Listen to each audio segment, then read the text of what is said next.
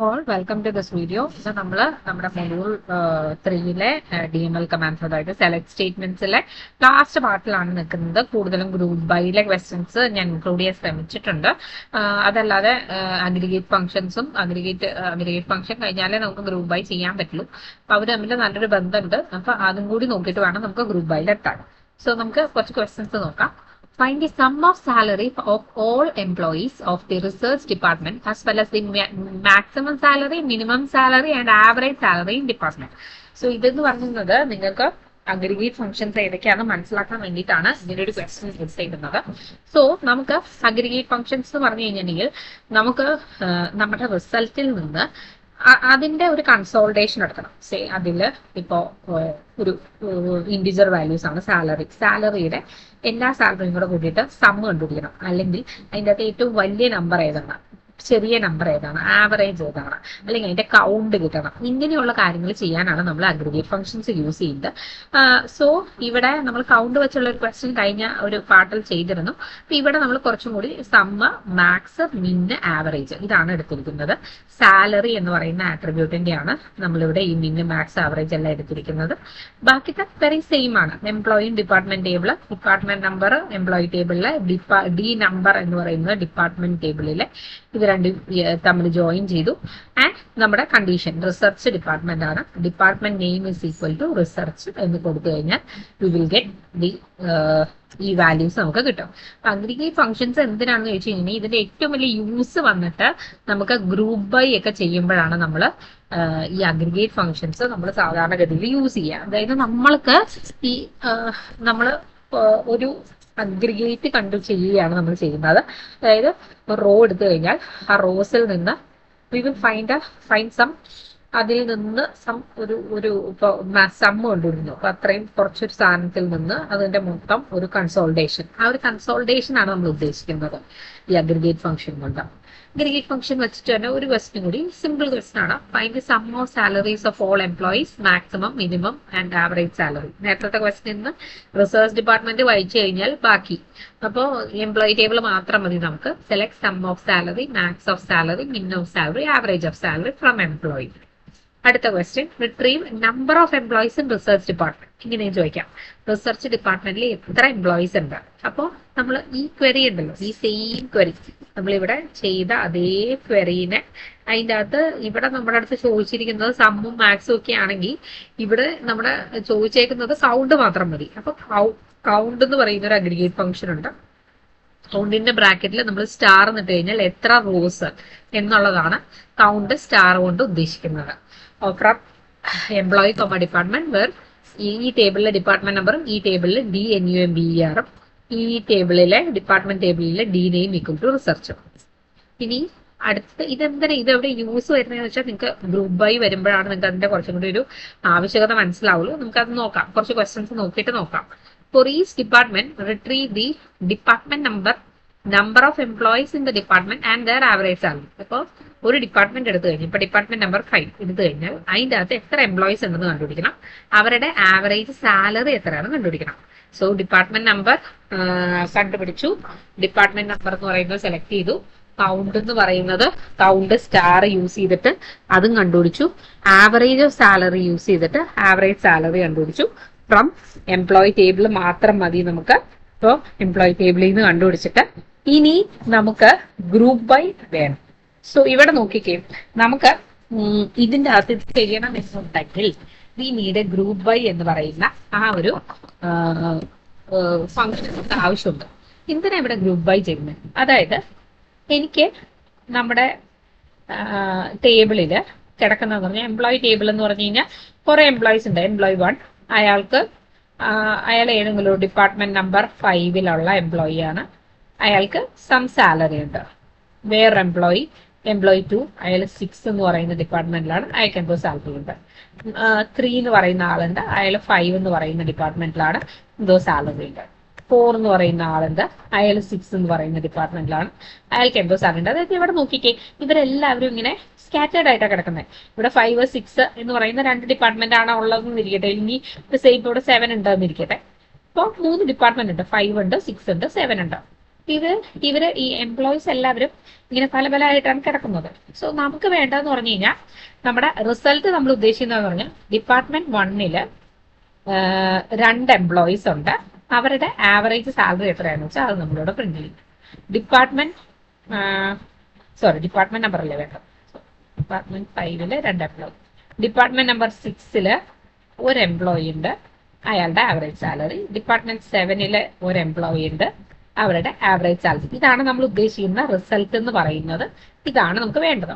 So അതിന് ഒരു പ്രശ്നം എന്താന്ന് വെച്ച് കഴിഞ്ഞാൽ ഇവരിങ്ങനെ സ്കാറ്റേർഡ് ആയിട്ടാണ് കിടക്കുന്നത്. 5 ഇവിടെ 5, 6 7 അങ്ങനെ കിടക്കുന്നത്. അപ്പൊ നമുക്ക് എന്തായാലും ഇതിന്റെ അകത്തൊന്ന് തപ്പിയെടുക്കുക എന്ന് പറഞ്ഞാൽ ഓരോന്ന് കുത്തിയിരുന്ന് എണ്ണാൻ പറ്റില്ല. അതിനാണ് നമ്മൾ ഗ്രൂപ്പ് ബൈ എന്ന് പറയുന്ന സാധനം ചെയ്യുന്നത്. ഗ്രൂപ്പ് ബൈ എന്താ ചെയ്യുന്നതെന്ന് വെച്ച് കഴിഞ്ഞാൽ ഇവരെ നമ്മളൊന്ന് സോർട്ട് ചെയ്യണം. എങ്ങനെ? ഡിപ്പാർട്ട്മെന്റ് നമ്പറിന്റെ ബേസിസിൽ നമ്മൾ ഗ്രൂപ്പ് ചെയ്യാൻ പോകണം. അതായത് ഇത് ഗ്രൂപ്പ് ബൈ ചെയ്ത് കഴിയുമ്പോൾ ഈ ടേബിൾ എങ്ങനെ ഇരിക്കുന്നു വെച്ച് കഴിഞ്ഞാൽ 1 5 അതിന്റെ സാലറി, പിന്നെ 3 5 സാലറി, ഇതൊരു ഗ്രൂപ്പ്. അടുത്തത് 2 6 സാലറി, 4 7 സാലറി. ഇപ്പൊ നോക്കിയേ, ഇനി നമുക്ക് ഇതിന്റെ കൗണ്ട് ഇട്ടുപിടിക്കാൻ എളുപ്പമാണ്. ബിക്കോസ് ഇത് 5 മൊത്തം ഒരുമിച്ച് കിടക്കുന്നു, 6 മൊത്തം ഒരുമിച്ച് കിടക്കുന്നു, 7 മൊത്തം ഒരുമിച്ച് കിടക്കുന്നു. അപ്പൊ ഇവരെല്ലാം ഒരു ഗ്രൂപ്പായിട്ടാണ് കിടക്കുന്നത്. ഗ്രൂപ്പ് ബൈ എന്തിനാണെന്ന് വെച്ച് കഴിഞ്ഞാൽ ഗ്രൂപ്പ് ബൈ ചെയ്തിട്ട് വേണം നമ്മൾ ഇതിന്റെ അകത്തുനിന്ന് അഗ്രിഗേറ്റ് ഫംഗ്ഷൻസ് അപ്ലൈ ചെയ്യാൻ. ഇപ്പൊ ഈ ഒരു ഗ്രൂപ്പില് ഇത് ഗ്രൂപ്പ് 1, ഇത് ഗ്രൂപ്പ് 2, ഇത് ഗ്രൂപ്പ് 3. ഗ്രൂപ്പ് 1 നമുക്ക് കൗണ്ട് എടുക്കണം. ഗ്രൂപ്പ് 1 എത്ര നമ്പർ ഉണ്ട് അത് കണ്ടുപിടിച്ചു. ഗ്രൂപ്പ് 2 എത്ര നമ്പർ ഉണ്ട്, ഗ്രൂപ്പ് 3 എത്ര നമ്പർ ഉണ്ട്, അങ്ങനെ കണ്ടുപിടിക്കാനാണ് നമ്മൾ ഗ്രൂപ്പ് ബൈ യൂസ് ചെയ്യുന്നത്. ഗ്രൂപ്പ് ബൈ യൂസ് ചെയ്യുമ്പോൾ നമ്മൾ ശരിക്കും പറഞ്ഞാൽ ഗ്രൂപ്പ്സ് ഫോം ചെയ്യണം. ഇപ്പൊ ഡിപ്പാർട്ട്മെന്റ് നമ്പേഴ്സിന്റെ സെയിം ഡിപ്പാർട്ട്മെന്റ് നമ്പേഴ്സിനെ ഒരു ഗ്രൂപ്പ് ആക്കി വെച്ചു. ആ ഗ്രൂപ്പിലാണ് നമ്മൾ കൗണ്ട് കണ്ടുപിടിക്കുന്നത്. അപ്പൊ ഒരു ഡിപ്പാർട്ട്മെന്റ് നമ്പർ എടുത്തു, 1 എന്ന് പറയുന്ന 5 എന്ന് പറയുന്ന ഡിപ്പാർട്ട്മെന്റ് നമ്പർ എടുത്തു.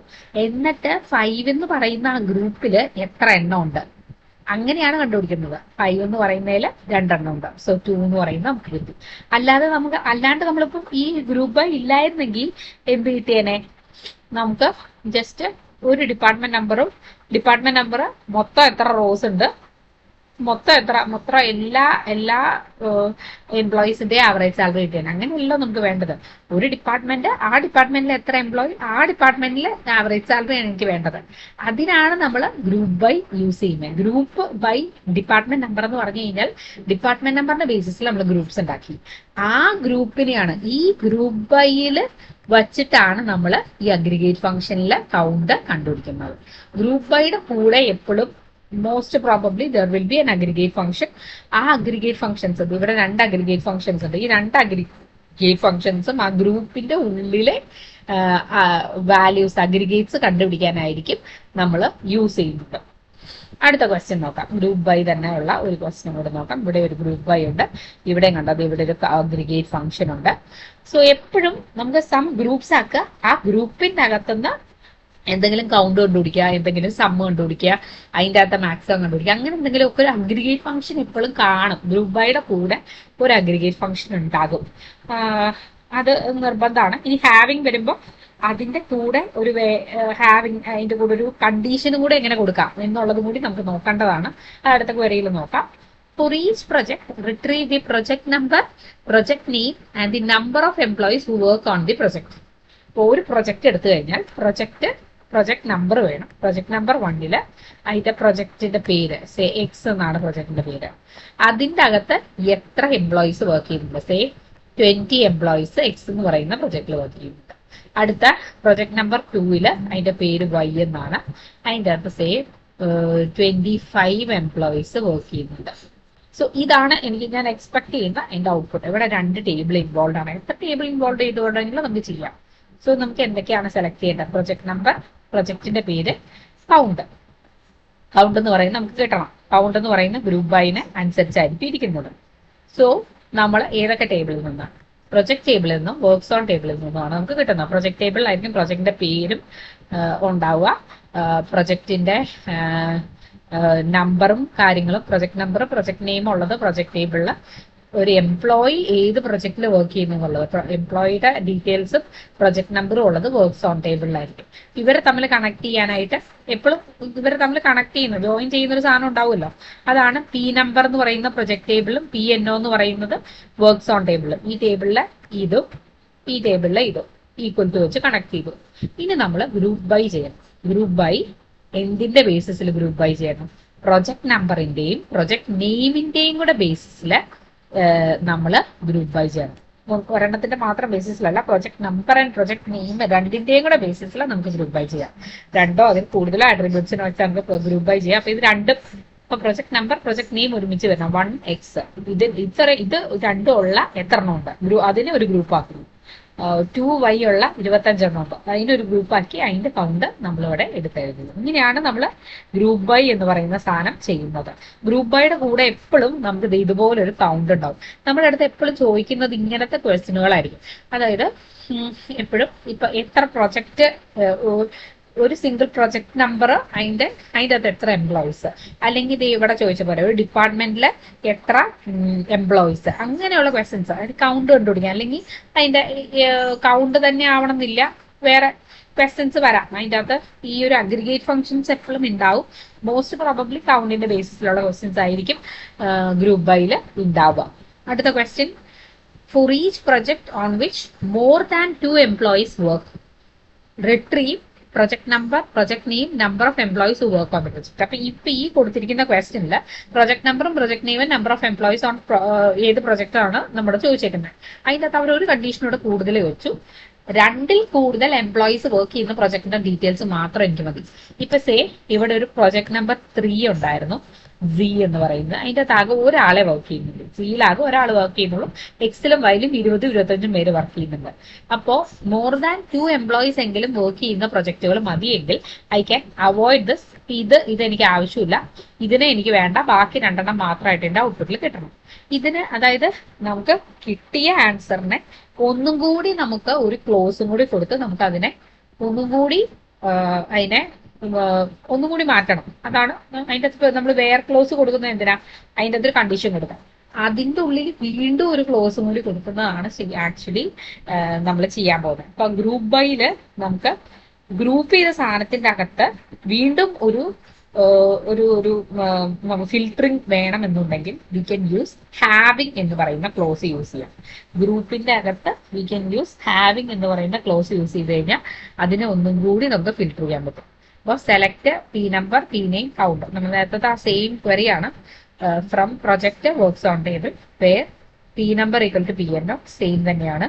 Group by P number, P name same query ആണ്. ഇവിടം വരെ ഈ ക്വറി തന്നെയാണ്. ഇനി നമ്മൾ ഒരു കണ്ടീഷൻ കൂടെ എക്സ്ട്രാ കൊടുത്ത് ഹാവിംഗ് എന്ന് പറഞ്ഞു കഴിഞ്ഞാൽ നമ്മൾ ഗ്രൂപ്പ് ചെയ്ത ഗ്രൂപ്പിന്റെ അകത്ത് we can put a condition.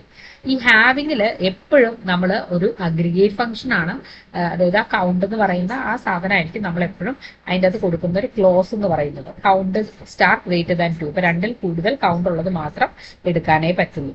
So having ഇങ്ങനെയാണ് കൊടുക്കുക. ഇപ്പൊ ഗ്രൂപ്പ് ബൈ കഴിഞ്ഞിട്ടാണ് ഹാവിംഗ് വരെ.